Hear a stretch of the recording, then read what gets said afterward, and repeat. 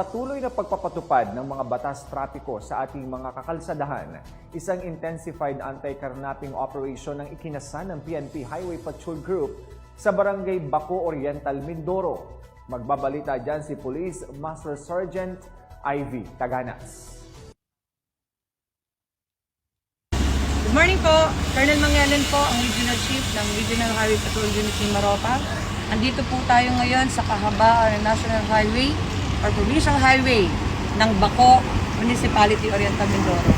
Kasalukuyan po tayo ngayon na nagkakandak ng plate spotting at anti-carnapping police operation. Ang mga ganitong operasyon ay araw-araw ngang gawain ng HPG Mimaropa, ang pagpapatupad ng mga batas trapiko sa mga kalsada, lalo na't ang layunin ng operasyong ito ay upang mas mapaigting ang mga operasyon sa pagpapatupad ng Republic Act 10883 or the New Anti-Carnapping Act of 2016, Republic Act 4136 o Land Transportation and Traffic Code of the Philippines, balik disiplina sa kalsada at iba pang mga batas trapiko. Ang naturang operasyon ay nagresulta sa 20 Temporary Operation Permit o TOP ang naibigay sa mga pasaway na motorista na lumabag sa iba't ibang batas trapiko, kasama na rito ang di paggamit ng seatbelt habang nagmamaneho, hindi pagsusuot ng helmet habang nagmamotorsiklo, walang dalang ORCR, unregistered motor vehicle and motorcycle at iba pa. Maging responsable at sumunod sa mga batas trapiko, yan ang hiling ng PNP Highway Patrol Group sa ating mga kababayang motorista na gumagamit ng ating mga kakalsadahan. Ang katahimikan at kaayusan ng ating mga lansangan at kakalsadahan ay nakasalalay sa pagkakaisa at pagsunod sa ating mga batas trapiko. Palagiing tandaan na ang pagsunod sa batas at pakipagtulungan sa ating mga kapulisan ay siyang kinakailangan para sa ikaunlad ng ating bansa at pagbabago ng ating lipunan. Ito'y isa sa adhikain ng ating pamahalaan ang magkaisa at magtulungan sa pamamagitan ng mga programa at operasyon na isinasagawa ng ating pambansang pulisya sa tulong ng ating pamahalaan sa pamumuno ng ating Pangulong Ferdinand Bongbong Marcos Jr. upang makamit natin ang tunay na diwa ng bagong Pilipinas. Kami, ang Highway Patrol Group, ang kakampinyo sa kalsada na patuloy na magbibigay ng serbisyong HPG na mula sa serbisyong nagkakaisa.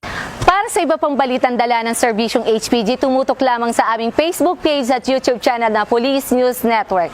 Mula sa tanggapan ng kakampinyo sa kalsada at sa pamumuno ng aming direktor na si Police Brigadier General Alan Molintas Nazaro, ako po ang inyong PNN correspondent, Police Master Sergeant Ivy Taganas para sa Police News Network. Alagad ng batas, tagataguyod ng balitang pulis. Maraming salamat, Senior Master Sergeant Taganas.